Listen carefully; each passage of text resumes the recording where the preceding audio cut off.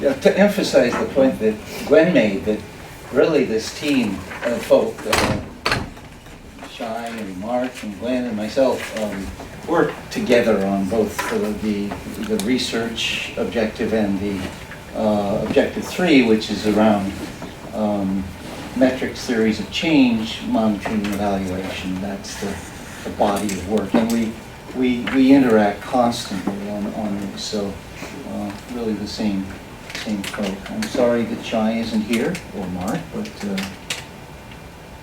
what's the Don like after that? Are they, so they just have a percentage of their time on the ECCN? That's right. Okay. Yep. Right. That's one of our challenges, but it's a reality too. So how many are full, 100%? Full-time are Gwen, me, and Jim. Okay. And the rest of us are half-time. Half-time. Or less. Or less. Or less. Or less. And quarter time gets to be a challenge. Yes. So there are really three, before I get into the theories of change, there are three major activities under this objective 3 that we work on. One is unpacking the concept of the theory of change and its application. The second is on monitoring evaluation, and particularly looking at the indicators that arise out of the strategy for goal 3 and how those are used and how we can improve those indicators and how those indicators relate to the theory of change and the strategy. And then the third is really quiescent at this point, but it's developing an approach to cost effectiveness of our programs. The first one, the theory of change, is really, I think, a very interesting one. Some people say that's very academic. Well, the way I think of it is that if you do really good field work, you're doing it with a theory of change. Every human being has a theory of change. And the question is trying to get together around your theories of change, and ideally, for our work, how do we support our theories with evidence? How do we support it with better insight? So that's the concept of theory of change that I like to think of, and it's like, if these conditions and these situations exist, and this is what we do, this is what we expect will happen. And I say expect will happen, but then different from a results framework, which in some ways I hope UMass or USAID, I don't insult any, but I call results frameworks theories of aspiration, in the sense that they do not unpack the rationale between the linkages of sub-IRs, IRs, and strategic objectives. This is very important because the theory of change is different from just if this, then that, and we expect that. It has a because to it. You have a rationale, and the rationale ideally is supported by both experience and evidence, and the better the evidence, the more you can be certain of it. And that means there's a whole spectrum of theories of change, of things that you can be very sure about because the evidence is very strong. Drop a ball from here down to there, and I know how long it'll take because we have a good theory and we have tons of evidence. It's very clear, very simple. In other cases of social change, it's often complex. Theories of change are not simple. They're more complex, and yet there's lots that we can learn from them. I said too much. I often do, but I wanted to position it because the first thing we wanted to do is develop, and we're still doing this, an annotated bibliography of the definition and the use of theory of change as it relates to Goal 3 environments and host country organizational learning.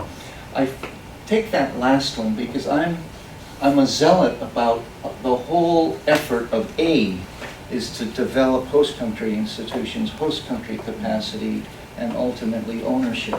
That's what we're about. And so that we want to feature that in all of the discourse that we have about work that we're doing. The annotated bibliography has been very interesting because we are looking across both academic and academic NGOs and other agencies, UNICEF, DFID, the World Bank, the usual suspects, and trying to dig down quite deep into the theories of change that are in operation as reflected in the literature.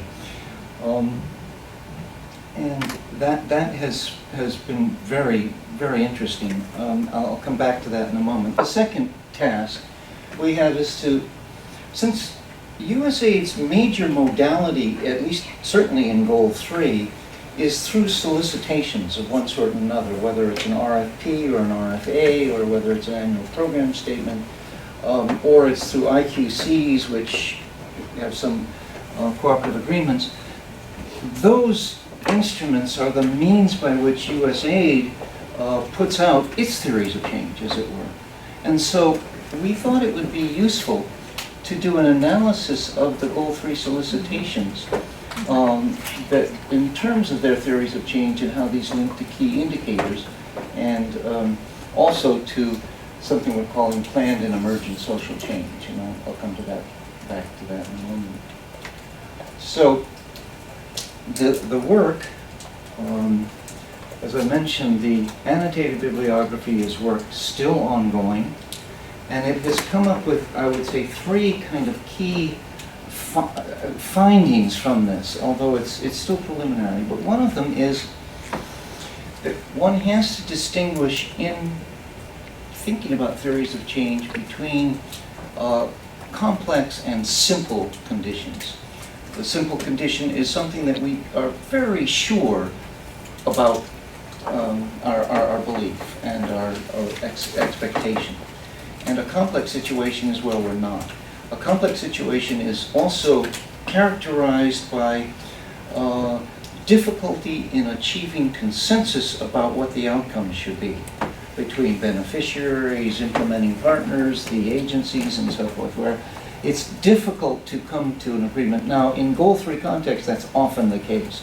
Those of us who've worked a lot with governments and NGOs find that there are different views about how to proceed. And actually arriving at a consensus of that is really, really important to be able to proceed coherently. And we often have to proceed anyway, and then things happen. So, complex and simple, that is one, and it comes out very strong, particularly in the work that DFID has done.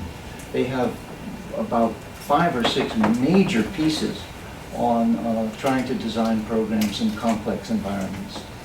Another finding is that arises out of work from quite a number of people is the importance of good feedback loops in the theory of change. By that is meant good feedback loops is getting robust, quality information on a regular basis and with frequency to tell you how you're going. The simple example is used if you want to get behavior change around people speeding as they drive. Put up those little signs that tell you how fast you're going, and everybody sees it, including you, and that actually begins to change the behavior. Feedback loops then are information that is provided, that is believable, links to something you care about, and is frequent and public. So the whole idea of the theory of feedback loops and how those are embodied within our practice and our programs is a very interesting area. The third is linked to that, but it's what we call organizational learning. Organizational learning is that the idea that Peter Senge first made popular in his work, but that there's a cycle of learning that is extremely important, that we share and work with our local partners, rather than we say, here's the way it's going to happen. Because in complex situations, you want to get constant and insightful information about what is actually happening on the ground in terms of actors and people on the ground. And to do that, you need to have a way of getting regular, frequent information about what is happening, what its effects are, and that becomes a collective learning process which leads to ownership on the part of local organizations. Local organizations don't get ownership if you tell them what to do, how to do it, and here's how we're going to evaluate it, and you do. That doesn't lead to the kind of ownership and sustainability that we all say is important. Those are the three kind of key messages out of the preliminary analysis of the literature. Would those also then lead to changing or adjusting your program framework itself and the Well, theory of yeah. influences? The next step here is articulating this and bringing it forward. Now, I did a very initial paper about this back in March. Which we in shared.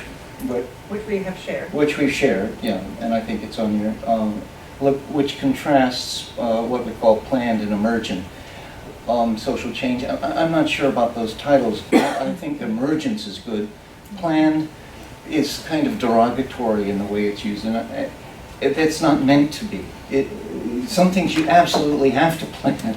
You can't go out and say, what do you want? Everyone wants a tin roof. But how do you see these intersecting in the actual operation of projects, and how's that articulated? So I did a short paper on the contrast and the rubrics around planned and emergent social change, and we did a seminar in Washington, D.C. at the time of CIS, and subsequently got some very interesting feedback by people who were in that seminar by further papers and cases. And that's going to carry on. But the second was to say, all right, let's get into the analysis of programs. And so out of the whole body of Goal 3 programs, we've been able to get 25 solicitations which kind of meet the criteria that we're looking for. They're selected because they have information about the theory of change. They relate particularly to the strategy, the Goal 3 strategy.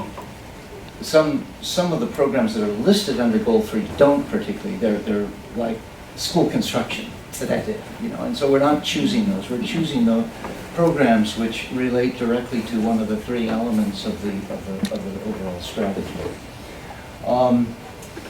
Of the 25 programs, we have just gotten started on the analysis of these in terms of the theory of change, but we're looking at both the formal school programs, the alternative education and accelerated learning and youth programs, and also the programs where they're mixed, where they're all together. And I have a list of those programs if anyone's interested. In West Africa, we have 2 from DRC, 4 from Liberia, 1 from Mali, 1 from Nigeria, 1 from Senegal. In East Africa, 1 from Kenya, 1 from Somalia, Sudan, LAC, and so forth. You can see the numbers. It's only in West Africa with DRC and Liberia where we have more than one, because those are very popular countries for projects.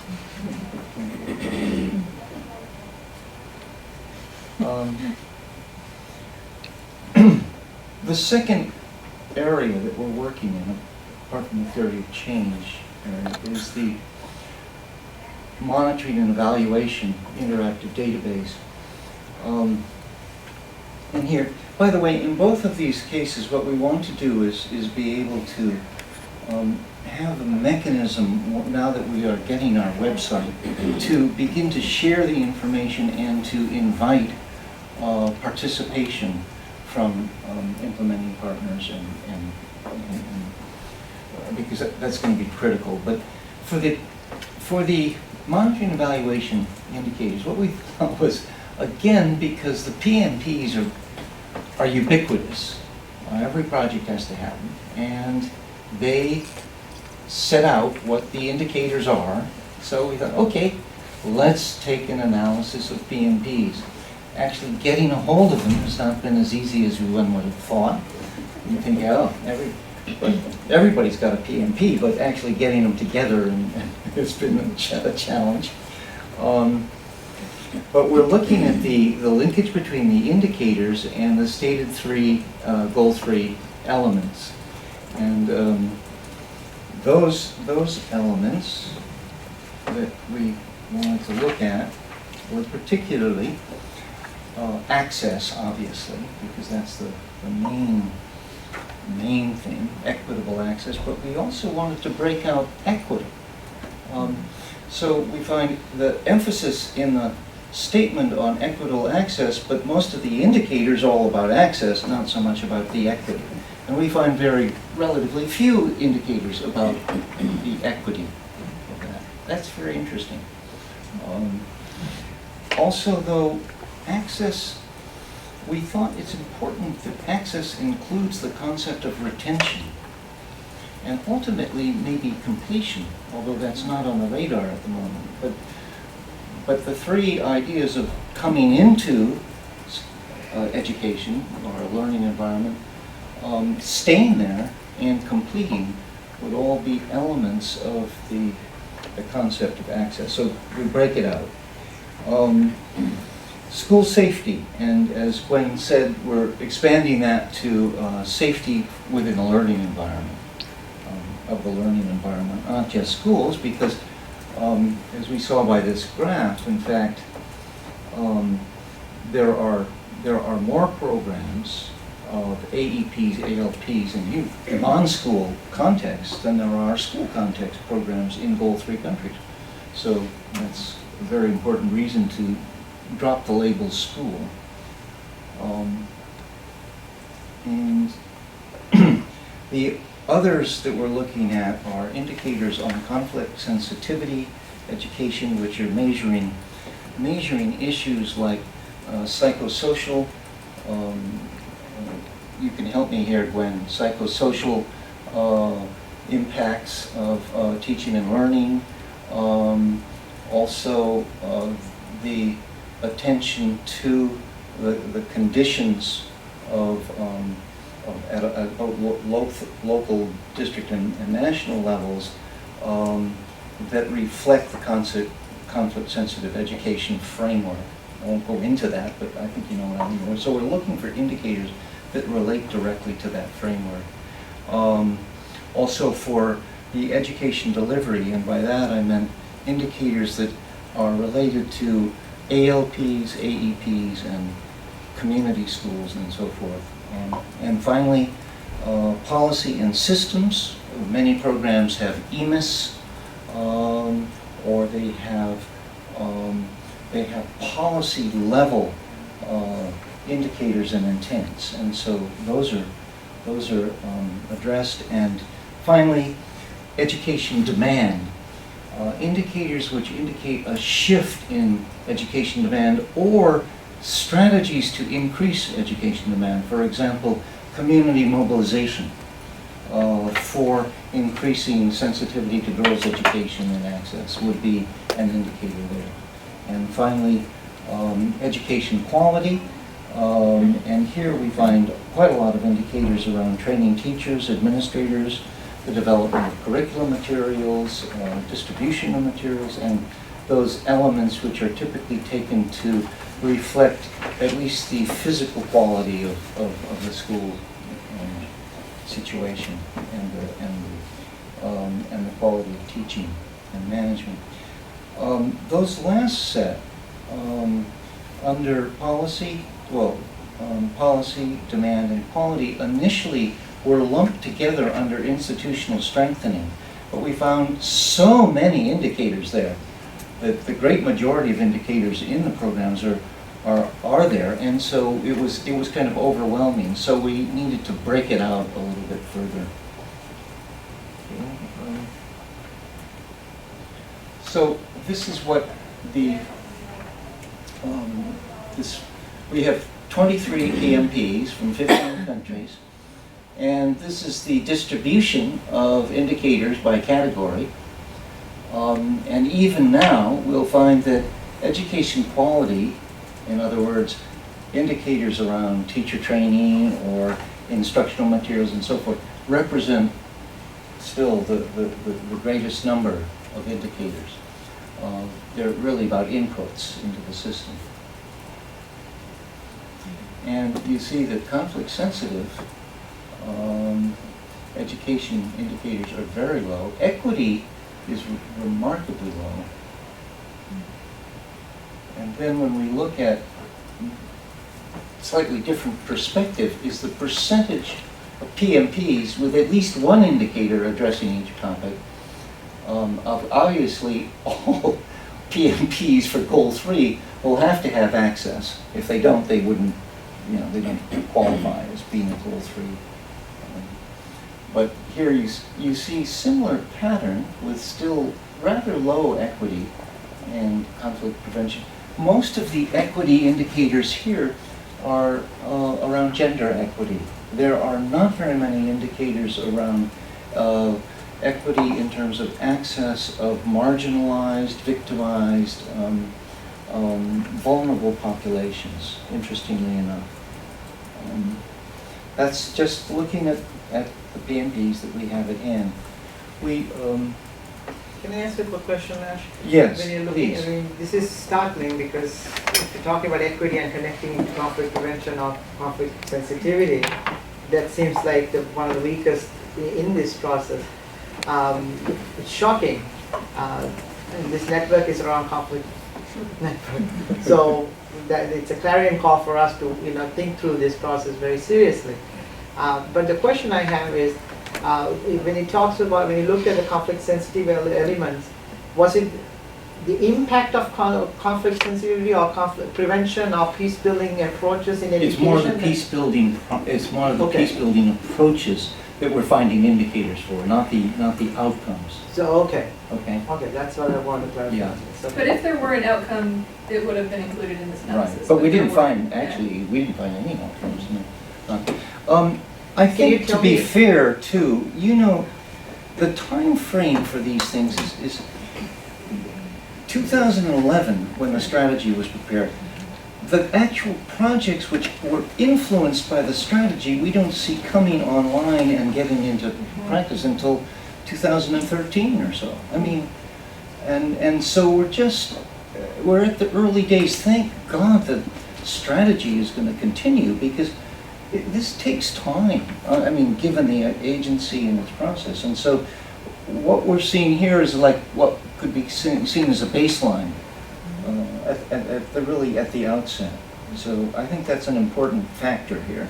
And indeed, some of the programs we are looking at, although they are listed as Goal 3, started before the strategy was articulated. So as long as they've come into the current strategy, we include them.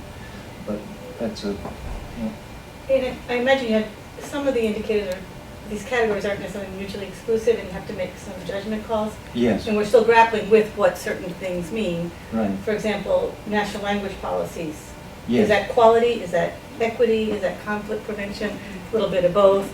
So I think some of that is the evolution of this that we're Really all still. important point, yeah. That's a good example too. Because that could be conflict sensitivity, it could be quality, Just in terms of your methodology, Ash, did you code each indicator once, or did some indicators have double or triple coding? Some of them have double Okay, coding. that's So good to know. In this one, if something had a double code, it would have been counted for each one. Mhm. So if something was sort of safety and sort of equity, then it would have been one. One. Okay, Yeah. okay. Yeah. So it still indicates that That's Still low, we yeah. didn't, so we need to. Yeah. Although Makes it almost worse. Yeah. You're right, it's worse. Although we didn't have any that we would sort of say this is everything. So it's subjective in the sense that, the process that we used was our own discretion, the three of us. But yeah, it's still telling. Sure. There's a paper that's coming out which actually breaks out what these indicators are, and which actually has a commentary, our own commentary and analysis of our reflection on this, and that'll be available to you soon, anytime now. Yeah, timing, we're almost.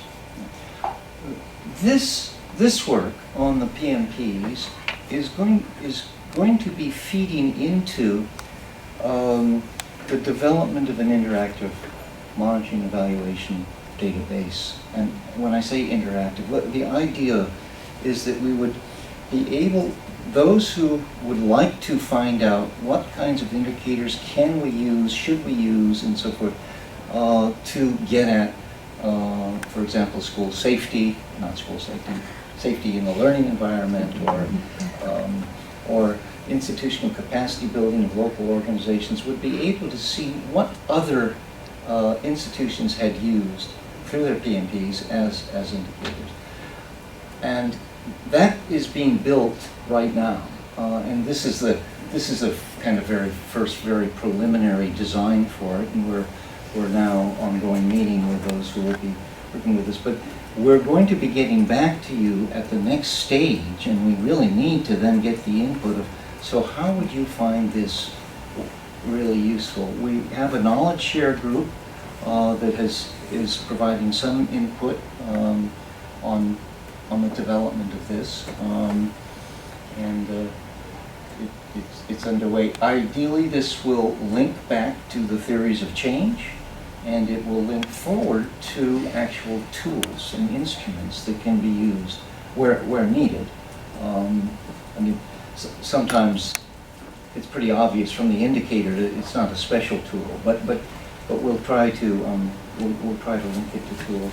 And ultimately, down the line, we'll look at it in terms of the kind of data that it generates and the utility of that. But that's next year. Is the entry point country or project or team? Both, of course. It'll be, it's going to be interactive. It's going to be allow you to look at countries and see the programs within the country, or it'll look at programs. There'll be a variety of lenses by which you can access the information. You can access it by tools, you can access it by indicator, you can access it by theory of change, and so on. That's the idea. You haven't tapped into the deck then? It's- The deck, have you? I mean, PMPs wouldn't be on there, but then some of this, you could probably pull out something. I know people have complained about the deck. People on The deck, Ash, right? The place Development that experience takes all of our. Oh, yeah. Actually, they don't have the PMPs. Yeah, that's why I don't Yeah. have the PMPs, but I'm wondering, if there's a resource there that you could pull out some information that. You know, it's could be- incredible how gap-filled it is. I mean, it is amazing to me. And I know David Chapman 8 years ago did a whole review and critique and drawing on the DEC, and his major finding was big gaps, and they're still there. Yeah. I hope we can do something about that. Well, it'd be interesting, sorry, just to follow up on this, because I think it's really important that then things get lost, and then we don't track it, and we don't have that information. So Right. if there's somewhere, maybe in the ECCN, if somebody could be that kind of liaison or somebody to kind of follow through and see, oh, this project's going to end, and I know that this had one component or activity on school safety or SRGBV, and we'd like to see what came out of it, what some reports were. Then you could maybe contact one of us to make sure we get permissions consented to you. Or I think there's got to be. Yeah. So we're so busy. I mean, it's so hard to just Yeah. follow through on things. But I think. I like this idea, but I think there's also another component to it too, which might be nice if we could have some more information. Joel? Is this your last slide? Is this Yeah, your there's last- just one more slide, but. Okay, I want to make an observation, but I'll wait for you. Okay, as I said, the knowledge share group around the monitoring and evaluation has gotten started. It isn't that active yet, but we hope it grows. I think once this platform is somewhat in place, that it'll help to provide a basis for the dialogue. And also, we look to you for guidance for how to bring all of these knowledge share groups to life if you have ideas. This is one of the major vehicles, the knowledge share groups are one of the major vehicles to have members engage. So. Yeah. I want to spend very little time at this point on the costing study, simply because we do have a framing and a methodology, and within there's to form the, Suzanne Lee is working to form an advisory group. Cost effectiveness studies absolutely require that you're totally clear about what it is you're costing. And until we want to have a review of the strategy, not that it's going to change majorly, but in terms of the details, to be able to move forward on this. And so we're holding on at this point. And let me just, that'll come on, but it's really going to be a year or two thing. These are some questions that we have, and I'm just putting these out there because tomorrow our understanding is we'll have a chance to really get into them. These are some of them. You may have quite a few others, but how can the experience from implementing partners inform improved theories of change in the design and implementation of the projects, and how can we facilitate that? We think this is very important, and particularly around concepts like the feedback loops. How are they used? They go far beyond what's in PMPs. We absolutely know that. The question is, can PMPs be improved? Can the processes that we struggle with day by day be improved by sharing? How do we do that? Questions like that. And what direction should we take? How should we focus this work? Does anybody care? Everyone has theories of change. Do they want theirs affected by other people's theories of change? And on the knowledge share group, beginning to assemble data from project reports that support the analysis of key indicators and linkages across progress in various contexts. In other words, at this point, we're looking at RFAs, RFPs, solicitations, and we're looking at PMPs. We're not, at this point, trying to get into the data that comes from evaluations and reports and so forth. That would be the next stage. So those are the questions about how would we get into that and do it. That's it. That's more than I should have taken. I know I took a little more. Well, if we could maybe 5 minutes if you have some thoughts or talk about, because there's a lot here, and it'd be good to just get the gears turning a little bit. Again, we'll revisit it tomorrow, but just to start, the juices flowing. Yeah, Joe. Make it sound lesser. Well, okay, so an example you gave on the feedback loop was they put up the various municipalities will put up the speed thing. That really works for me, okay? At the spot where I am at that moment, okay? Right. So if it says, they put one in my neighborhood all the time, which just like irritates me to death, it's right around me. Okay, and I'm driving down the street and it says, the speed limit's 25 and you're going, left foot, okay. Okay, and I slow down for that 20, for that. I get down to 25, I don't want my neighbors to see me. But if the assumption there is that it's going to change my behavior in any sustainable way, it doesn't work. It gets me for the moment. But I'm still a serial. Putting that foot down on the highway. Okay. So the issue that I want to raise here is assumptions, because I think that's what's missing. Look, theories of change, results framework, logical frameworks, they're all built on assumptions. Our monitoring and evaluation, even the word metrics, focuses on indicators, and those are important because they tell us how we're doing. But it's the assumption column that's really much more important to me, because it tells us why are we doing really well, or why are we failing miserably? So I'll just give you an example. This bothered me when I was in aid. Last summer, I went out to help the USAID Nepal when I changed. They wanted to become a learning organization, and I went out as the change management person. And I was looking at assumptions, because it's more critical in many ways, in my opinion, than the indicators. And the PMP had almost no mention of assumptions, or sort of lip service. Doesn't usually. Okay. AORs and CORs, we're not tracking them at all. Even though they had projects that they were managing and activities that they were managing, Right. When you go out to visit your projects, do you track any of the indicators? The assumptions? No. Well, how do you know what's affecting what's going on?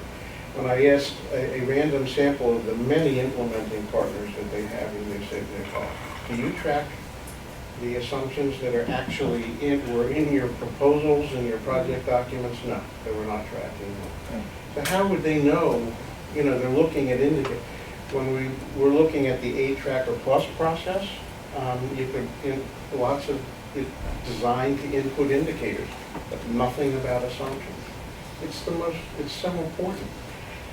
And yet we're not looking at it at all. As a group, we don't look at it. As implementers, we don't look at it. We just go on doing things without really understanding what were the assumptions that we made and tracking them over time to determine if we're really about change. That's really the most important thing, is tracking those indicators. I didn't see it here. I saw it's very indicator focused, and I don't think it should be less indicator focused. But I think if we're really going to be trying to make a statement, differentiate, again, I want to come back to this differentiation of how do we make ECCN focus on things that other people may not necessarily be focusing on.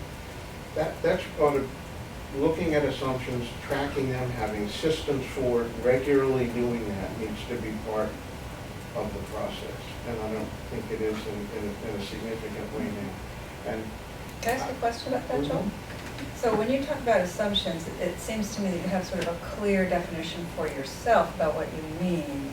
When I hear the word assumption, what my thought process is, well, it's the assumptions that are going to lead you to the theory of change, right? So they Right. underlie your reasons for doing what you do. Yeah, absolutely. And, Yes. and you have to keep tracking those assumptions to make sure that they're valid, because if they're not, your theory of change is not going to work. That's the Precisely. Or if your assumptions And so change you over gotta time. go back with and new change your information. theory of change, and that's, say, I gotta rethink this because I made a bad assumption. Well- And that's not what we're doing. So, That's so, right. but then another question that I have in your construction of how it goes together is, one way to think about it is the indicators could also reflect some of those assumptions. If there has been a thorough process of putting all of these pieces together, your indicators would.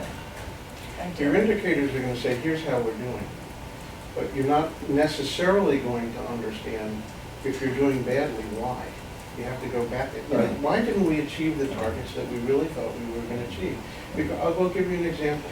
So an indicator in USAID Nepal's education project was that the government's gonna pass a budget.